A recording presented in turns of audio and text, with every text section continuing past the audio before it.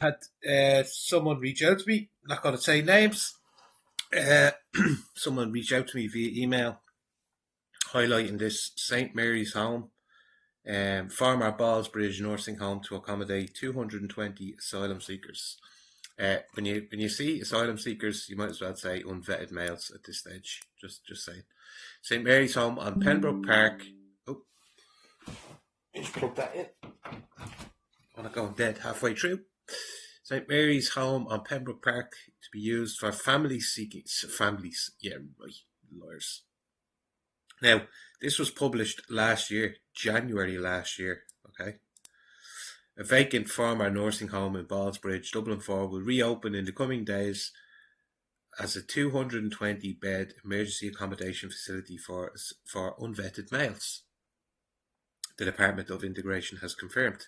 St. Mary's Home on Pembroke Park beside St. Clonlet's College will be used to house unvetted males seeking international protection for at least the next year. The Victorian building, see, that's what gets me about this, right? And I'm sure yous are the same as well. How many years, like I'm 41, and so I can remember back a good bit that we had so many Irish people that needed accommodation, or just even giving them a roof over their head, right? But this is what really grinds on us, the fact that they're willing to do this for unvetted males, but in a heartbeat, overnight, basically. But yet we still have people that are like 10, 15, 20 years on the housing list. Do you know? I know it's really hard sticking to that. That would be like one of the top three problems that Irish people are trying to highlight, is the fact that we've had so many years of Irish people who are just simply, sleeping on family and friends' couches because they're still waiting on the housing list. But yet overnight they buy up big places like this huge, massive building, this old nursing home, stunning building by the looks of it as well. And they're willing to just place them in, no bother, The Victorian building off Clyde Road and adjacent to Herbert Park was used as a nursing home up to 2020. It had until recently been owned by Richmond Homes, which put the property on the market for $7 million in September, just months after securing planning permission for a controversial 64-unit build-to-rent scheme. In a briefing, the document for public representatives issued this week, the department said the building was now owned by GoldstEIN Properties, Irish Collective Asset Management. GoldstEIN Properties. Yeah? You mean the guy who owns Chelsea Football Club? Because he owns GoldstEIN Properties, this fella. A British solicitor and entrepreneur, he's the co-founder and CEO of multinational investment firm Kane International. Kane who ate Abel, huh? And a director of the co-owner of Chelsea.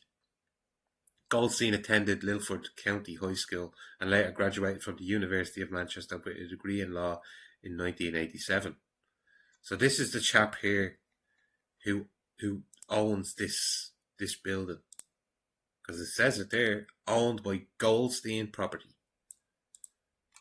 Now, you know just by the name who he is and where he's from, but let's just have a look. Oh, personal life and affiliations. GoldstEIN was elected chair of the Jewish Leadership Council in May 2017. Oh, it's interesting, isn't it? For which he has been a vocal spokesman and a critic of Labour leader Jeremy Corbyn. Blah, blah, blah. We know that they just put on them fronts, pretend to fight each other, He chairs the trust of the chief rabbi of the United Hebrew Congregations of the Commonwealth. Okay, he's got some titles, this fella. So tell me please why a Jewish investment firm or a Jewish property owner is buying up Irish buildings, old ass buildings as well. What did they say that was 1870 or something like that? Why are they buying up old buildings in Ireland and then putting unvetted males in them? Can someone answer me that question, please? Also involved in it are Borvia will be operating the site with a total of 20 staff members. Can't have trouble. Borvea have previous experience in the management of IPAS, International Protection Accommodation Services, the document said. In addition, the centre management team in IPAS have developed a rollout as a pilot initially, a training program for all centre managers to take part in this will be offered to the provider. The accommodation will consist of 40 rooms and a maximum of 220 unvetted males spread across 3 floors, with the multiple large recreational spaces, visitor clinics and all in it. Look at, they have a clinic and all in it. Everything in it. It's like these places I keep seeing in England. They've been training them in like self-defense and where's the nearest doctor, where's the nearest dentist, all printed over the walls. Crazy stuff. Over here, they actually have them in the building for them itself. See, more stuff that I would think, why don't they do this for? Why haven't they been doing this for Irish people? You know? Anyway, here, I have a nice little excerpt here on this. So, it appears to be to be from an investigation or opinion piece examining the ownership and management of various properties in Ireland, particularly those involved in housing and asylum accommodation. Here's a breakdown for you. Key entities mentioned: Richmond Homes, right? A development company planning to build a rent apartment scheme on the site, originally designated for a nursing home. Now it was a nursing home, and now they want to turn it into a build to rent. You see? Flip-flopping. Avestus Capital is described as an overseas company possibly negatively viewed as a vulture investor, typically a term for those profiting from distressed assets. Oh, okay. This is people making... So, all of those people who are... Sorry, I just got to turn that phone down. All those people who are advocating for more unvetted males in the country, you're actually causing more distress. So, well done, yous. Yous are taking advantage of people in distress. So, fair play to yous, scumbags. GoldstEIN Property and Quanta Capital purchased the Ballsbridge site and have various other property interests. Quanta is linked to Oaktree, a large American investment firm that controlled over 170 billion in assets in 2023.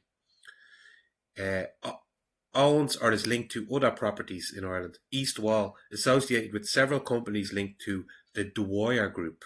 Now it's under. I looked into it, and it's titled under Miss Dwyer, but I can't find anything on her. I cannot find anything on her.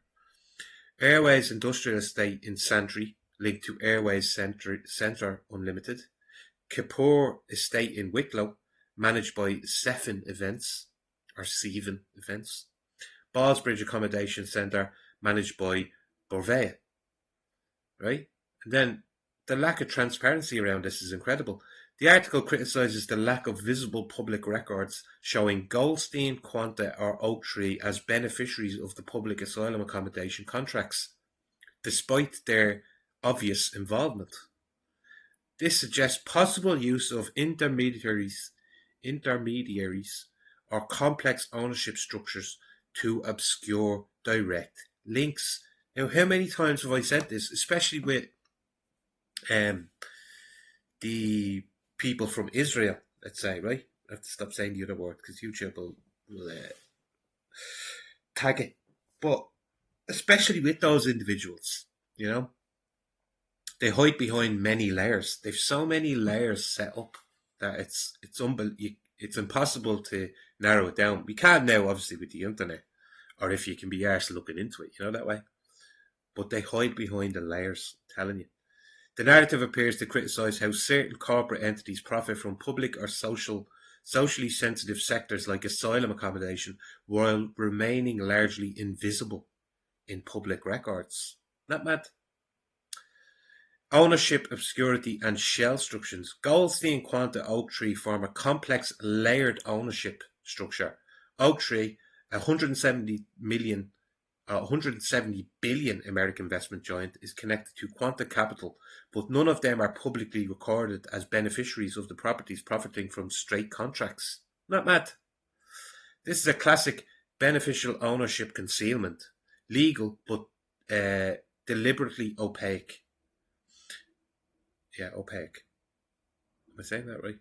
The public sees Boriva, Cefin events, etc., not the real financial stakeholders.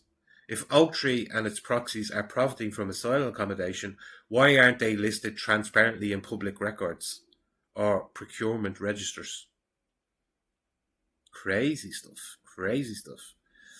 The article suggests these firms benefit from government contracts related to asylum accommodation, a highly politicised and public sector funded space. Government should prioritise transparency in how taxpayer money is spent, yet the real landlords profit from asylum seekers are buried behind offshore or corporate veils. Richmond Homes repurposed a nursing home site in luxury rentals, effectively profiting from housing scarcity by denying vulnerable elderly populations care facilities and cashing in on high yield rentals. So there you go. Make what you want of that one.